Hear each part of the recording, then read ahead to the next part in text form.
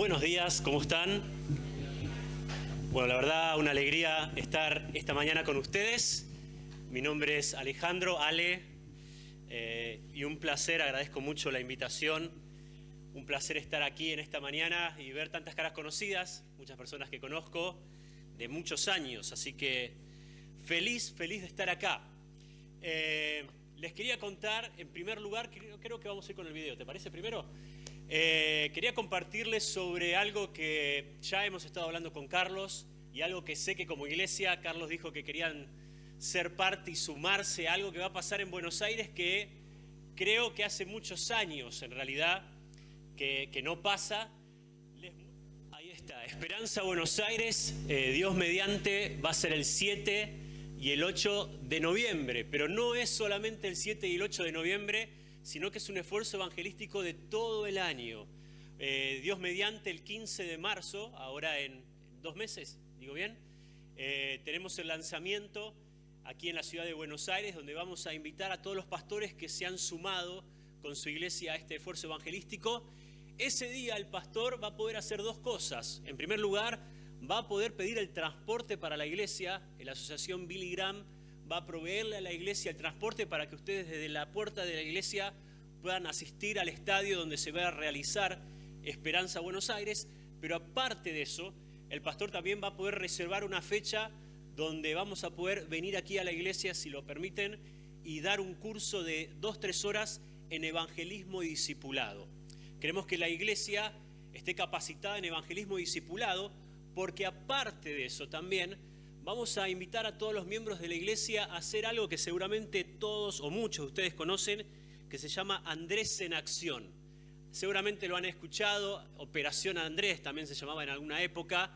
¿De qué se trata Andrés en Acción? Bueno, Andrés en Acción se trata, como la historia del discípulo que fue a buscar a su hermano, de que vos empieces a orar fielmente todos los días por 3 personas de tu círculo inmediato, ¿no? Pueden ser familiares que necesitan escuchar de Cristo, vecinos, compañeros de trabajo, en algunos casos para los más jóvenes, compañeros de facultad, pero que empieces a orar todos los días de aquí a noviembre por 3 personas por lo menos de tu círculo inmediato que necesitan escuchar que Cristo salva.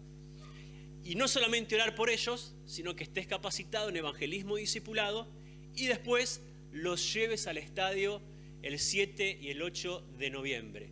Dios mediante va a ser en el estadio de Vélez. No estamos muy lejos, ¿no? Estamos muy cerca. Así que muy cerquita de aquí, completamente gratuito, no hay costo alguno para la iglesia. Va a ser absolutamente gratis para que la ciudad de Buenos Aires, y no solamente Buenos Aires, sino que también todo el AMBA, pueda tener 2 noches donde miles de personas escuchen el Evangelio de una manera clara, como es tan característico de la asociación Billy Graham, y miles de personas pasen de muerte a vida. Para serles sincero, quiero ser absolutamente transparente en esto. Necesitamos de ustedes. Esto no es un esfuerzo que viene a hacer la asociación Billy Graham de manera aislada, sino que es en compañerismo con la iglesia local de la ciudad de Buenos Aires.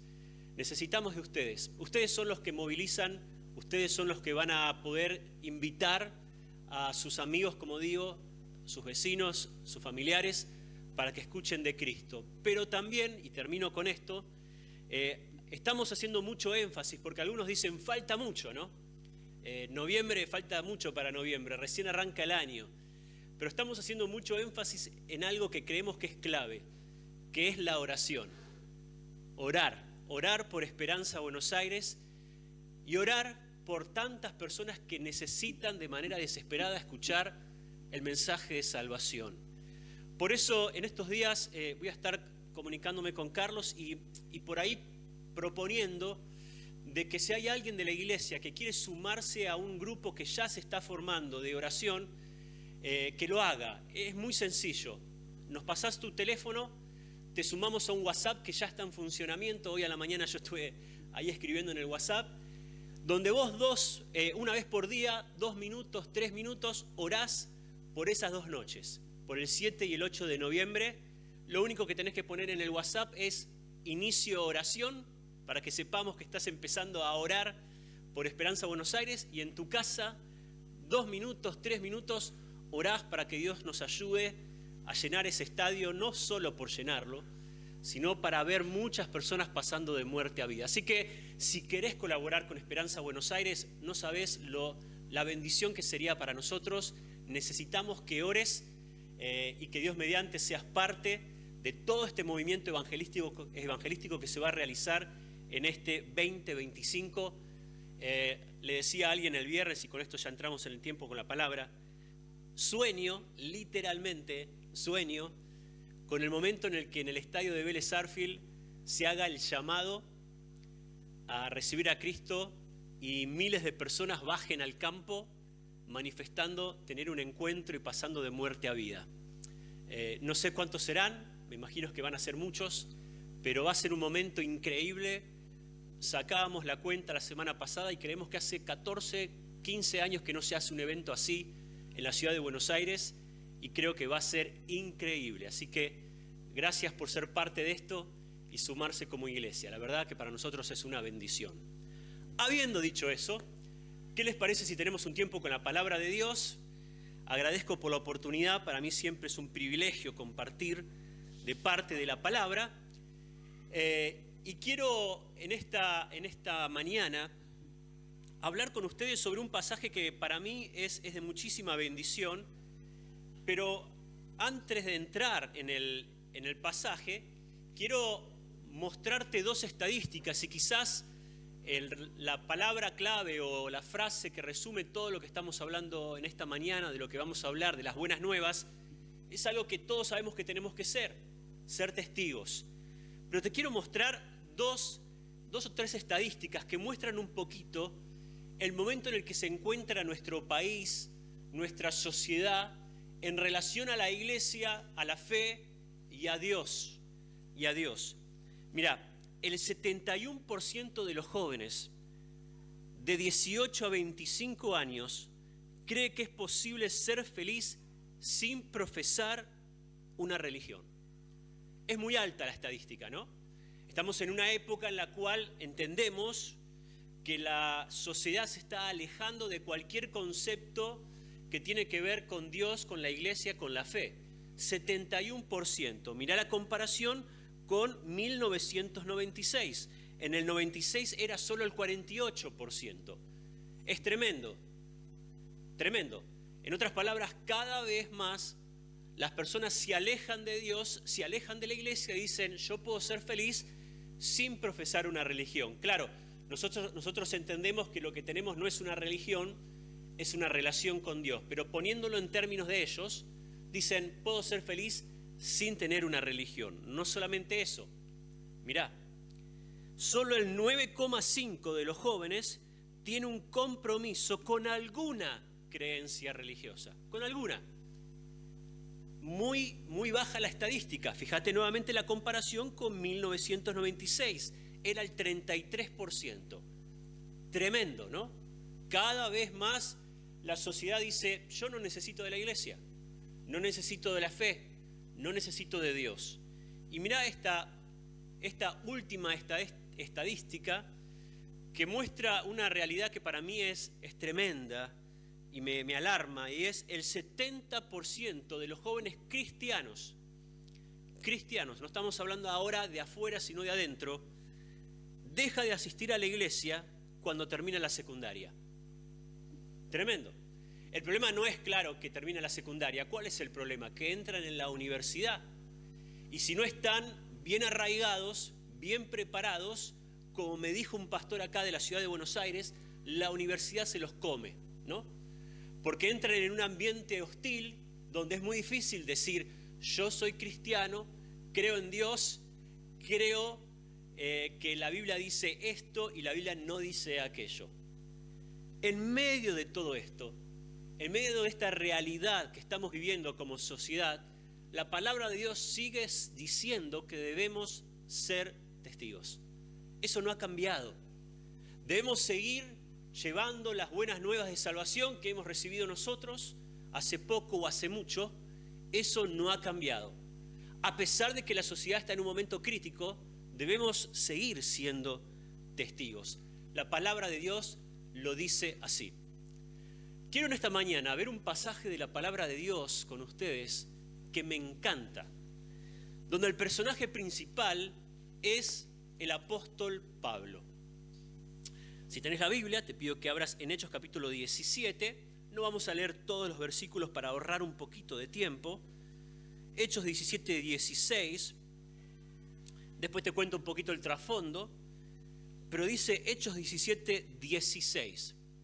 Dice: mientras Pablo los esperaba en Atenas, su espíritu se enardecía viendo la ciudad entregada a la idolatría. Así que discutía en la sinagoga con los judíos y piadosos, y en la plaza cada día con los que concurrían. Y algunos de los filósofos, de los epicúreos, después explicamos estos dos grupos de filósofos, y de los estoicos, disputaban con él, y unos decían: ¿qué querrá decir este palabrero? Y otros: parece que es predicador de nuevos dioses, porque les predicaba del evangelio de Jesús y de la resurrección. Y tomándole, le trajeron al Areópago, diciendo: ¿podremos saber qué es esta nueva enseñanza de que hablas? Pues traes a nuestros oídos cosas extrañas. Queremos pues saber qué quiere decir esto. La palabra de Dios hace un paréntesis en el versículo 21, dice: porque todos los atenienses y los extranjeros residentes allí en ninguna cosa se interesaban, sino en decir o en oír algo nuevo. Eran muy curiosos, evidentemente, ¿no? Entonces Pablo, puesto en pie en medio del Areópago, dijo: varones atenienses, en todo observo que son muy religiosos, porque pasando y mirando vuestros santuarios, hallé también un altar, el cual estaba esta inscripción: al Dios no conocido, al que vosotros adoráis, pues sin conocerles es a quien yo anuncio. Hasta ahí nomás la lectura de la palabra de Dios. Hacemos una breve oración. Te invito a que cierres tus ojos donde estás. Hacemos una breve oración y decimos: Padre, háblanos en esta mañana. Queremos oír tu voz, recordando en nuestra mente, en nuestro corazón, un mandato de parte de tu palabra, que es el de llevar las buenas nuevas de salvación, el de ser testigos. Háblanos en esta mañana, Dios, en el nombre de Cristo Jesús. Amén. Bueno, para entrar un poquito en contexto, estamos en el segundo viaje del apóstol Pablo. Seguramente has estudiado o has leído en cuanto a los viajes, los famosos viajes misioneros del apóstol Pablo. Segundo viaje misionero del apóstol Pablo. ¿Te acordás que en Hechos capítulo 16 él recibe la visión del varón macedonio y él pasa a lo que sería hoy Grecia y empieza a bajar ciudad por ciudad, viviendo una experiencia parecida en cada ciudad? Él llegaba, empezaba a predicar el evangelio, muchos respondían, pero siempre había un grupo que alborotaba la ciudad y le ponía cierta parte de la ciudad, de la población, en contra, en muchos casos inclusive amenazándolo, torturándolo literalmente, y en algunos momentos inclusive echándolo en la prisión. Pero llega un momento en el que el apóstol Pablo casi pierde la vida. En los versículos anteriores, él va bajando por Berea y llega a Tesalónica, donde casi pierde la vida. Entonces, para salvar al apóstol Pablo, lo sacan, si ves en el mapita, lo sacan por mar, en barco, y solo lo hacen ir a Atenas. Llega solo a Atenas, casi habiendo perdido la vida, con una gira evangelística, diríamos, con un viaje misionero donde no lo recibían bien en todos lados. En muchos lugares, como dije anteriormente, amenazándolo, apedreándolo, torturándolo, y solo llega a Atenas. Te soy sincero, si a mí me pasa lo que le pasa al apóstol Pablo, yo me tomo unos días para tomar fuerza, ¿no? Pido unos días de vacaciones, ¿no? Me recupero un poco, hago un poquito de evaluación de cómo viene la cosa y después continúo. Pero el apóstol Pablo no. El apóstol Pablo llega a Atenas y hace lo que siempre hacía. Pregunta dónde está la plaza, dónde está la sinagoga, agarra algunos folletos, el tablero de evangelismo con pintura, y sale a predicar el evangelio. Un ejemplo. Pero lo reciben en Atenas no necesariamente. Él empieza a predicar y, como decía en el texto, lo encuentran dos de los 4 grupos filosóficos más importantes de ese entonces. En primer lugar, lo reciben, como dice la palabra de Dios, los epicúreos. ¿Qué decían los epicúreos? Bueno, creían que la felicidad y el placer era el principal objetivo de la vida. Era un grupo filosófico. Después te explico qué era Atenas en ese momento. Y también, no solamente los epicúreos, sino también los estoicos. Los estoicos. Ellos enfatizaban lo racional sobre lo emocional.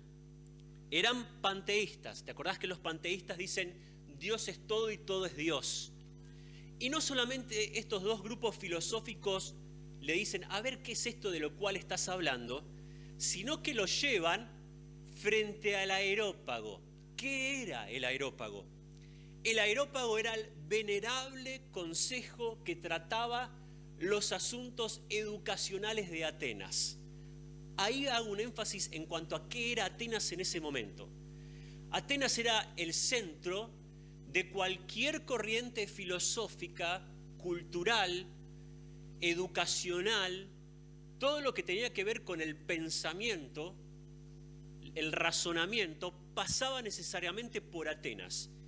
Y en Atenas estaba el areópago, el venerable consejo, de hombres que eran intelectuales, ¿no?, para el mundo. No eran hombres comunes y corrientes, digamos, eran pensadores, ¿no?, intelectuales. Tenían algo muy particular, se reunían en un lugar muy extraño, en la colina de Ares. La ves ahí a tu derecha, ves que está ahí el areópago, y ahí arriba, en esa montaña, te soy sincero, no sé por qué se reunían arriba de la montaña. Evidentemente, aparte de pensar, les gustaba hacer un poquito de ejercicio, subir los escalones que habría hasta allá arriba, y ahí arriba tratar los asuntos educacionales o de pensamiento o de filosofía. Gracias a Google Images, ahí tenemos una fotito. Se reunían ahí arriba. Al apóstol Pablo lo agarran, después de que casi pierde la vida en Tesalónica, no lo tratan bien, ¿no? Porque dice la palabra de Dios, y tomándole, no dice invitándole, tomándole, lo llevan ahí arriba, y ahí arriba le dicen, a ver, ¿qué es esto que estás diciendo? Explícanos esto que estás predicando, que estás enseñando. Y la palabra de Dios dice que el apóstol Pablo lo hace. En esta mañana quiero dejarte 5 cosas breves que aprendo del apóstol Pablo, pero que creo que tengo que incorporar a mi día a día en esta época, en este tiempo en el cual estamos en una época posmodernista donde la sociedad y la ciudad de Buenos Aires se ha alejado de cualquier concepto que tiene que ver con alguna creencia religiosa. 5 cosas que aprendo del apóstol Pablo, que te las quiero también compartir a vos. En primer lugar, debemos ser sensibles. Debemos ser sensibles. Como dije recién, creo que si me coloco iba a decir en los zapatos, pero tendría que decir en las sandalias, ¿no?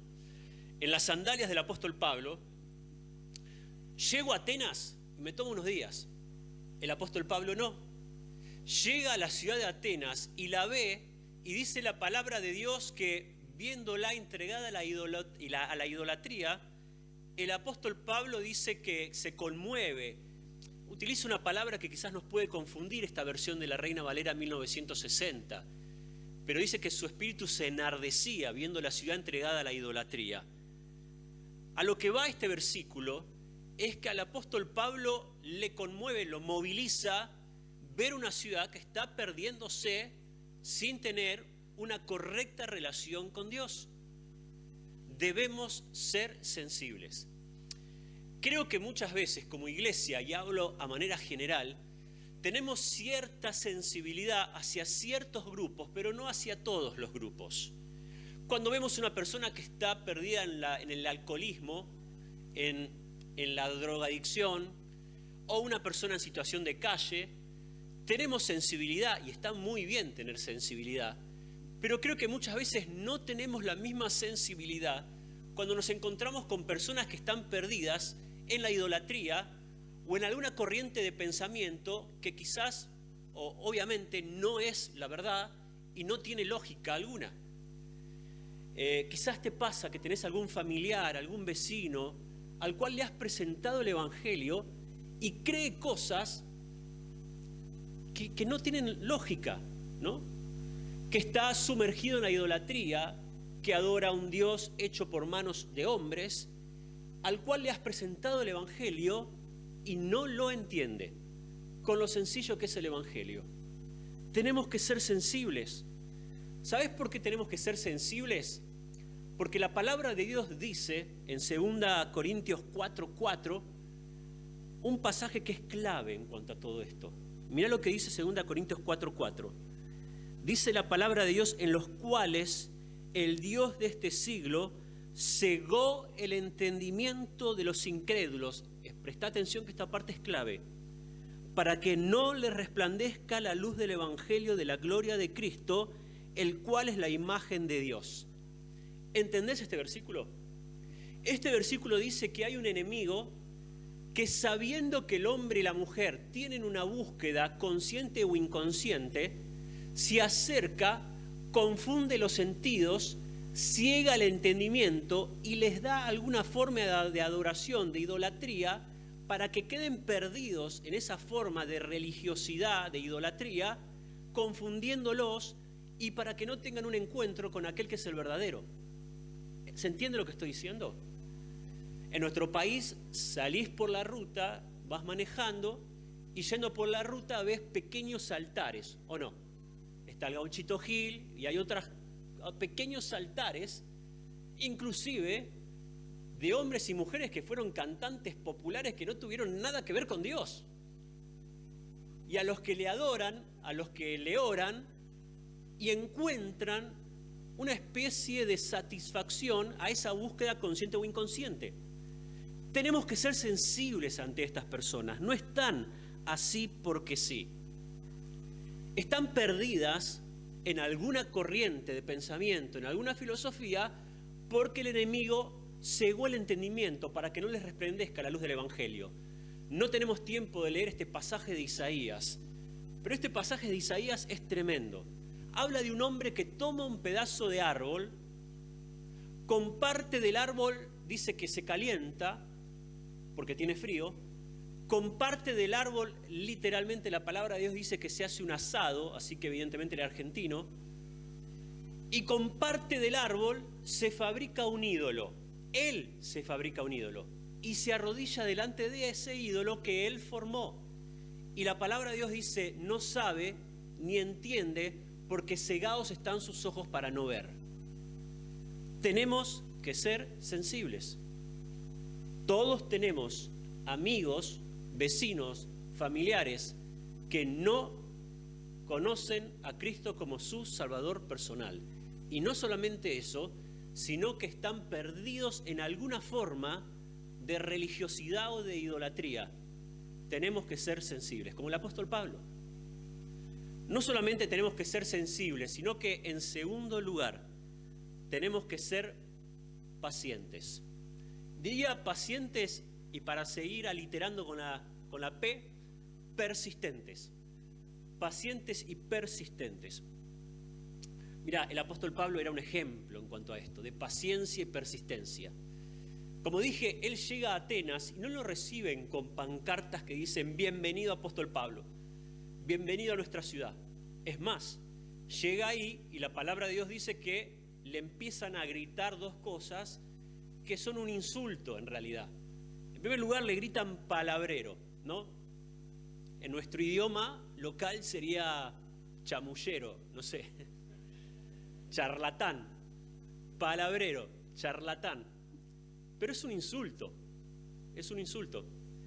Y después, para Atenas, que pensaban que tenían todas las formas de deidad, habidas y por haber, y por las dudas tenían una que era al Dios no conocido, que él venga con uno más, era un insulto cuando le dicen predicador de nuevos dioses, como diciendo: estás inventando cosas que nosotros ya tenemos.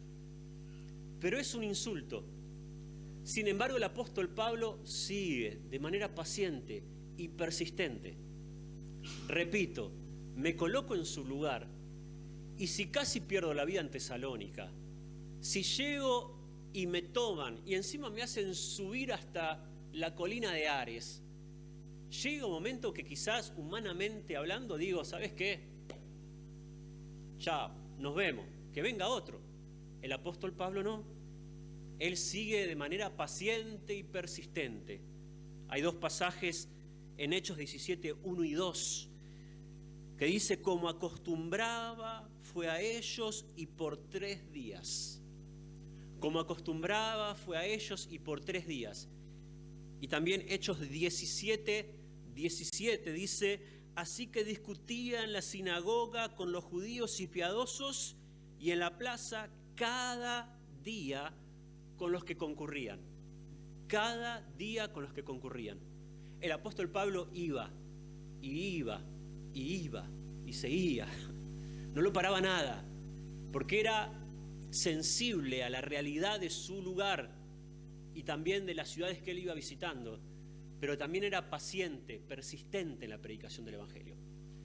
¿Tenés algún familiar al cual le has predicado el Evangelio 100 veces? Seguí predicando el Evangelio, seguí hablándole. Tenés que ser paciente y persistente en la predicación del Evangelio, seguir adelante de manera persistente como el apóstol Pablo. No solamente tenemos que ser sensibles, tenemos que ser pacientes, persistentes también, sino que en tercer lugar, clave, tenemos que ser valientes. Tenemos que ser valientes. Claro, no es lo mismo predicar el Evangelio hoy que hace 20 años atrás quizás, ¿no? Como decíamos anteriormente, estamos en una época en la cual el rechazo quizás es mayor. Hace 30 años atrás, quizás hace 40 años atrás, nuestra sociedad quizás tenía una noción un poquito más clara en cuanto a la existencia de Dios y a la existencia del Hijo de Dios, y que Dios había enviado a su Hijo a morir por nosotros. Hoy no. Pero como el apóstol Pablo debemos ser valientes. Me encanta que cuando lo llevan a la colina de Ares, cuando lo hacen subir todos los escalones, que en algún momento me voy a tomar el tiempo de buscar a ver si en algún lugar está cuántos escalones eran. Llega ahí y el pasaje que leímos dice, y poniéndose en pie. Dice versículo 22, entonces Pablo puesto en pie. Me encanta. No veo un apóstol Pablo con vergüenza, con temor, con miedo. Veo un apóstol Pablo que se pone de pie frente al areópago y empieza a predicar el Evangelio. No tiene miedo. Es que la palabra de Dios nos dice que no debemos tener miedo. No tenemos tiempo de buscar todas las cosas que él estuvo dispuesto a pasar, a sufrir con valentía por la predicación del Evangelio, pero le pasó de todo al apóstol Pablo, de todo. Como sabés, fue apedreado, perseguido, torturado, encarcelado, tuvo naufragios, le pasó todo lo que podía llegarle a pasar, pero él con valentía seguía y seguía y seguía hasta el último de sus días. Nosotros debemos ser iguales.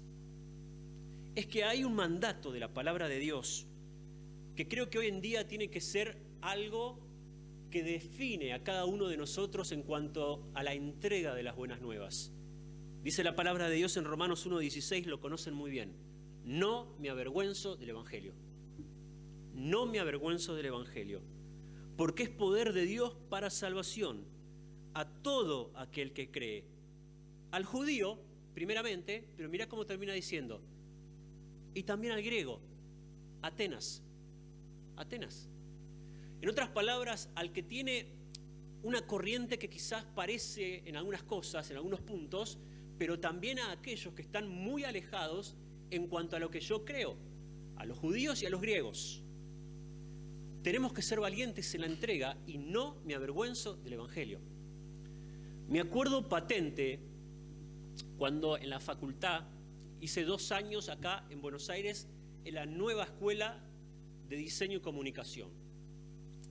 Y en uno de los recreos, me acuerdo patente y nunca me lo voy a olvidar, nos sentábamos ahí en el pasillo, ¿no? Muchos de ellos a fumar, a charlar un ratito antes de entrar de nuevo a la clase. Y me acuerdo del recreo en el que dije por primera vez, yo soy cristiano evangélico. Se hizo un silencio, como diciendo un marciano, ¿no? Un extraterrestre.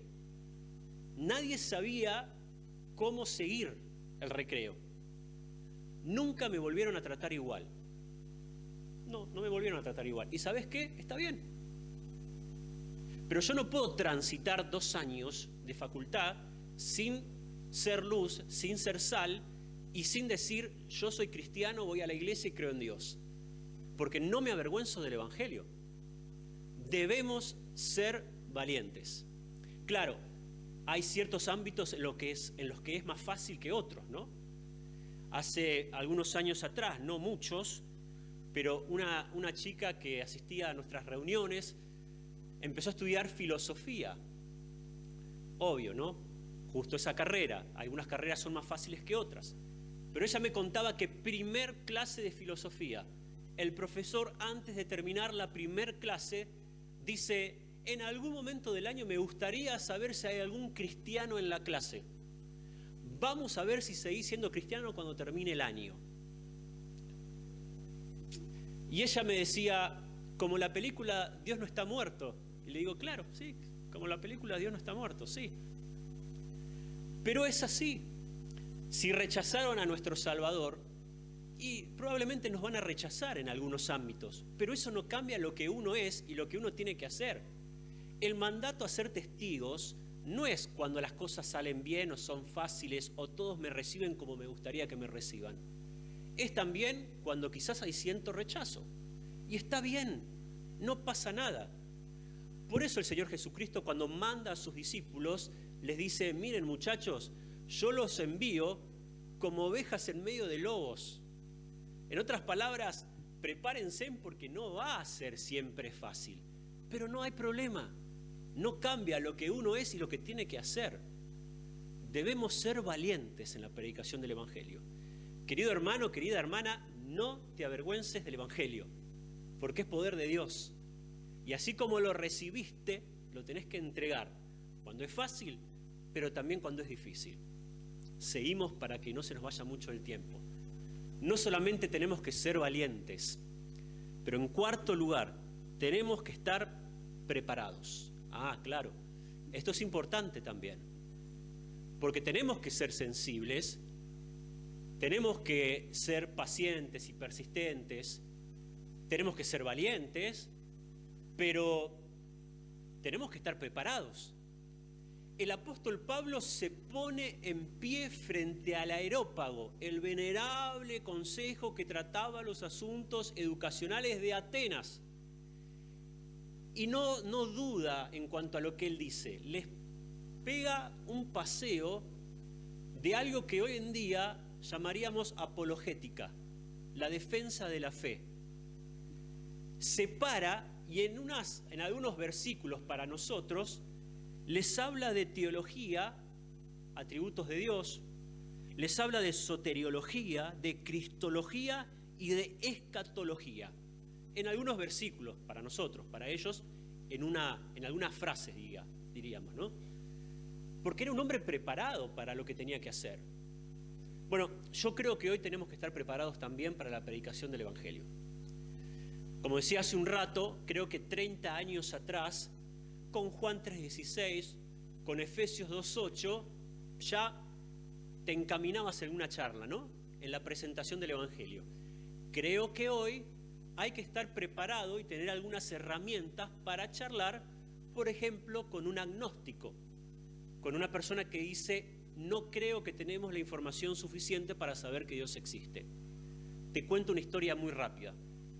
Hace 6 años atrás, antes de la pandemia, fuimos a Plaza de Mayo con un grupo a hacer encuestas sobre quién era Jesús, ¿no? Con un celular, con un micrófono. La encuesta era muy sencilla. ¿Quién fue Jesús para vos? Y claro, uno dice, Argentina, país que solía decir que era católico, que tiene alguna forma de... La mayoría van a decir que Jesús fue el Hijo de Dios. No te puedo explicar la respuesta que nos encontramos, ¿no? Algunos dijeron que Jesús era el Hijo de Dios, pero de repente decían, por ejemplo, para mí fue un maestro del bien, ¿no? Un ser de luz, un buen hombre. De repente yo entrevisto a una chica, le digo, ¿quién fue Jesús para vos? Y la chica me dice, para mí Jesús fue un híbrido. ¿Cómo? Era un ser que se materializaba, se reencarnaba, tomando diferentes formas, ¿viste? Y de repente vos decís, ¿por dónde arranco a predicar el Evangelio? Y en algún momento fue Buda, en un momento fue Gandhi y fue Mao, ¿viste? Y yo no puedo decirle, pero Juan 3:16, así de entrada. Tengo que agarrar herramientas para hablar con una chica que está tan confundida. Y quizás en una charla sola no voy a poder. Quizás voy a tener que decirle, ¿te puedo pedir el WhatsApp para que podamos seguir charlando y ponerla en contacto con una chica de la iglesia que puedan seguir de a poquito teniendo más charlas? Mira, la palabra de Dios en cuanto a esto nos da también una orden. Porque dice 1 Pedro 3:15, si no santificad a Dios, el Señor en vuestros corazones. Y mira lo que dice, estad siempre preparados para presentar defensa con mansedumbre y templanza. Pero la palabra de Dios te dice, tenés que estar preparado, tenés que estar preparada.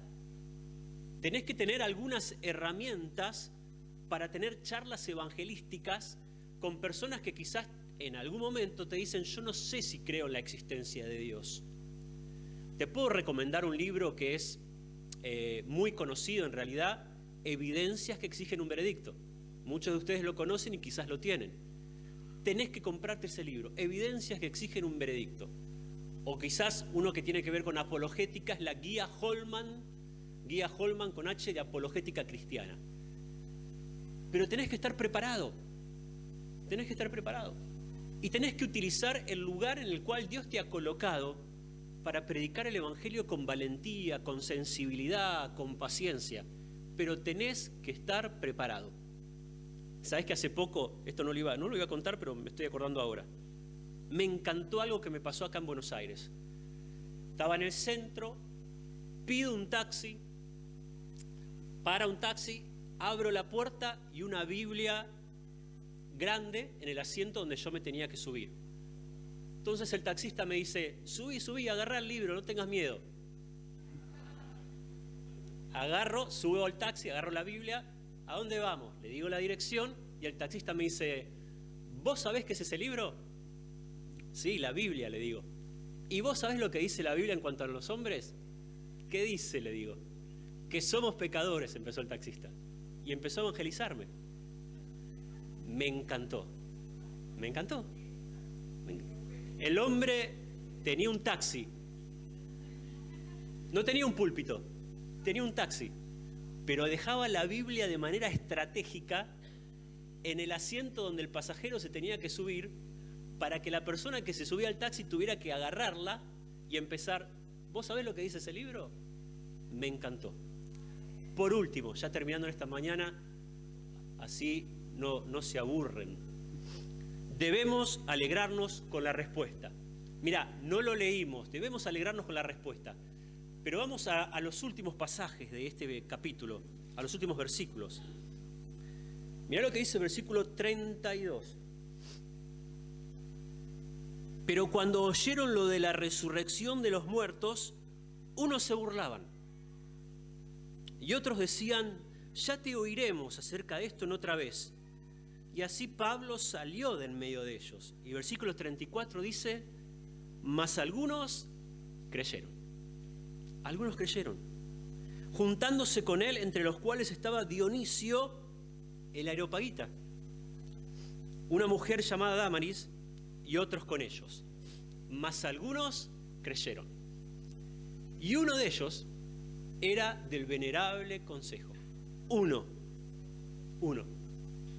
Pero aunque haya sido uno, Pablo no podía decir, uy, fue solo uno de todo el consejo. Pablo hizo lo que tenía que hacer. Pablo cumplió con el mandato. Pablo fue luz, Pablo fue sal, Pablo fue testigo. Y él podía salir de esa ciudad diciendo, hice lo que tenía que hacer. Llevé las buenas nuevas, fui testigo, cumplí con mi deber. Y eso tiene que darme satisfacción. Ojalá te pudiera decir que vamos a predicar el Evangelio y miles van a pasar de muerte a vida. Puede ser, pero en algunos momentos va a ser uno, como el Areopagita. Y está bien. Nosotros debemos cumplir con la gran comisión. Ya terminando en esta mañana, me suele pasar especialmente con los jóvenes, que suelen decir, está bien, Ale, pero es difícil, porque yo ya prediqué o yo ya les dije algo y no lo aceptaron, lo rechazaron, no me escucharon.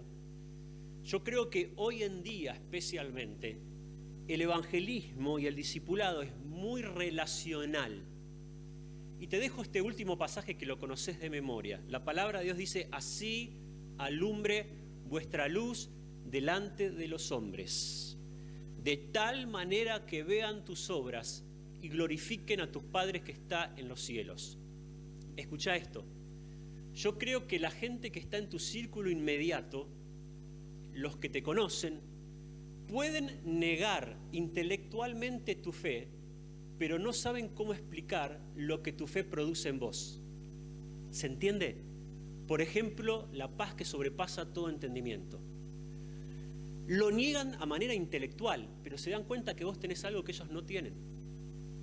Y lo observan, lo miran, lo notan. Y en algún momento, si uno es luz y es sal, van a decir, ¿cómo era eso que me habías dicho una vez? ¿Cuál es la iglesia a la que vas los domingos? Nuestro deber es, en palabra, pero también en vida, ser testigos y llevar el Evangelio de Jesucristo. Tenemos que ser sensibles. ¿Sentís algo cuando caminás por las calles de nuestra ciudad o ya no sentís nada? Tenemos que ser pacientes, persistentes, tenemos que estar preparados y tenemos que alegrarnos. Vengan al Señor miles o uno, porque cumplimos con el mandato que se nos dio.